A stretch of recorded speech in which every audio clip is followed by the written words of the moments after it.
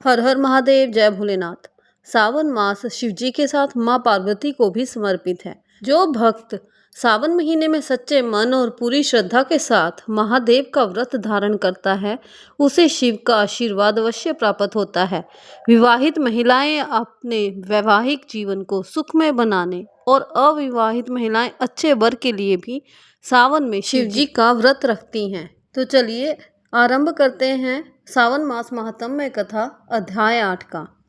भगवान शंकर बोले, सनत कुमार, अब मैं पाप ताप को हरने वाले बुध और बृहस्पति के व्रत को कहूँगा, जिनको श्रद्धा व प्रेम के साथ करने से प्राणी को उत्तम सिद्धि की प्राप्ति होती है। ब्रह्मा जी ने चंद्रमा को ब्राह्मणों के राज्य आसन पर अभिषिक्त किया था। किसी समय चंद्रमा ने श्री बृहस्पति की तारा नामक स्त्री को देखा। वह संपूर्ण लक्षण संपन्न, उमड़ती जवानी युक्त, रमणीय रूप लावण्य संपन्न थी। चंद्रमा उस रूप की खान अत्यंत सुंदर तारा को देखकर मोहित हो काम के वश में हो गया और अपने घर रखकर चंद्रमा ने अपने बल से गुरु पत्नी का उपभोग किया।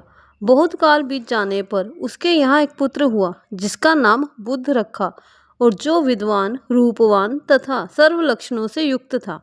बृहस्पति अपनी पत्नी को तलाश करते हुए चंद्रमा के यहाँ पहुँचे और उससे कहा, मेरी पत्नी मुझे वापस लौटा दो। तुमने गुरु पत्नी के साथ कैसे गमन किया है? इस पाप से भला तुम्हारा किस प्रकार छुटकारा होगा? इस महापाप की ओर तुम्हारी बुद्धि किस प्रकार गई?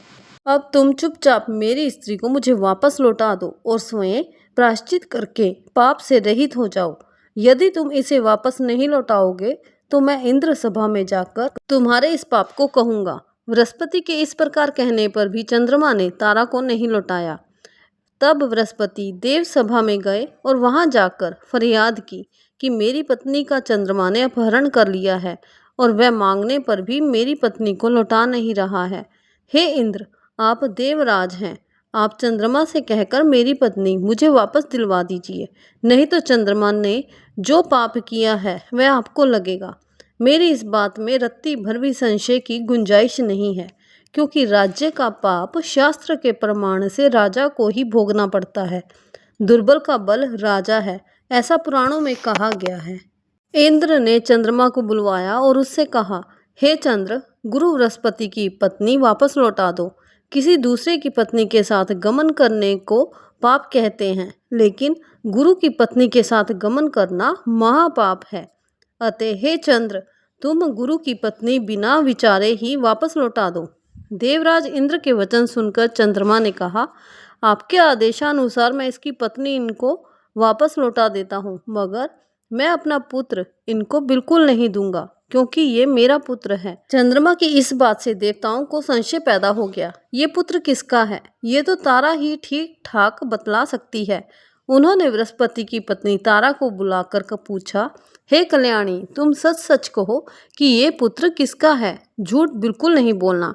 लज्जा से संपन्न तारा ने कहा, ये बालक चंद्रमा का औरस तथा बृहस्पति का क्षेत्रज पुत्र है।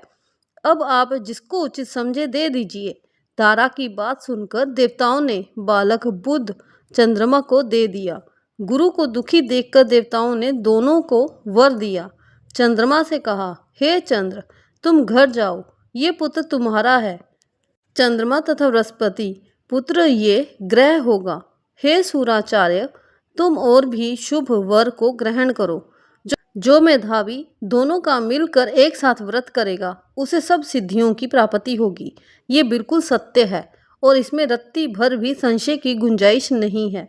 भगवान शिव के प्रिय मास श्रावण में जो लोग बुध और गुरुवार के दिन अर्चन करेंगे, उनके खजाने की अभिवृद्धि होगी तथा उसका क्षय नहीं होगा। नैवेद्य दही भात से दोनों मूर्तियां लिखनी चाहिए। जो मूर्तियों को झूले पर लिखकर अर्चन करता है, वह दीर्घायु तथा संपूर्ण गुणों से युक्त पुत्र प्राप्त करता है। जो मनुष्य खजाने से मूर्ति लिखकर अर्चन करता है, उसके खजाने की अभिवृद्धि होगी तथा उसका क्षय नहीं होगा। पाकशाला में लिखकर अर्चन करने से पाक वृद्धि और देवागार में लिखकर अर्चन करने से देव की दया प्राप्त होती है।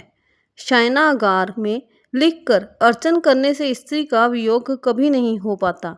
धान्य ग्रह में लिखकर अर्चन करने वाले को अन्न की वृद्धि हो जाती है। इस प्रकार यथास्थान उसका फल होता है। 7 वर्ष व्रत करके उद्यापन करना चाहिए। पहले दिन अधिवासन करके रात में जागरण करना चाहिए। सोने की मूर्ति बनवाकर विधि पूर्वक उसका अर्चन करना चाहिए। षोडोपचार द्वारा अर्चन करना श्रेष्ठ कर है। बाद में हवन करना चाहिए। तिल, घी तथा खीर प्रज्वलित अग्नि में देनी चाहिए। चिनचिड़ा तथा पीपल की समिधाओं से हवन करके पूर्णाहुति डालनी चाहिए। मामा तथा भांजे को भोजन करवाकर अन्य ब्राह्मणों को भोजन करवाना चाहिए और स्वयं भी भोजन करना चाहिए। इस प्रकार 7 वर्ष तक व्रत करने वाला व्रती अपनी सब इच्छाओं को पूर्ण कर लेता है। जो विद्या की कामना करता है उसको विद्या की प्राप्ति हो जाती है। वह वेदों तथा शास्त्रों का मर्म जान लेता है। उसे बुद्ध ज्ञान एवं गुरुता प्रदान करते हैं। संत कुमार ने भगवान शिव से कहा, हे प्रभु, आपने जो मामा भांजे को भोजन करवाने के लिए कहा है, इसका कारण कहिए।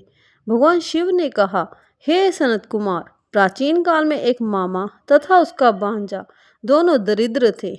वे एक दिन भोजन के लिए घूमते घूमते एक सुंदर नगर में जा निकले। उन्होंने श्रावण के महीने में उस नगर में प्रत्येक वार का व्रत करते हुए लोगों को देखा, लेकिन बुद्ध तथा गुरु का व्रत करते हुए किसी को नहीं देखा। उन मामा भांजे दोनों ने विचारा कि सभी स्थानों पर सूर्य तथा अन्य वारों का व्रत होते देखा है, पर बुध और गुरुवार का व्रत होते कहीं नहीं देखा। क्यों ना हम दोनों इस व्रत को करें। ये अनुचिष्ट व्रत है, इसे हम करेंगे। लेकिन विधि विधान ना जानने के कारण वे दोनों संशापन हो गए।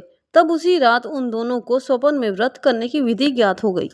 उस विधि के अनुसार दोनों ने व्रत किया तो उनको बड़ी भारी संपत्ति की प्राप्ति हुई और वे दोनों धन कुबेर हो गए।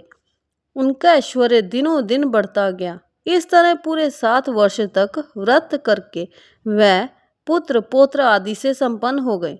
बुद्ध और गुरु दोनों ने प्रत्यक्ष होकर उनको वर दिया।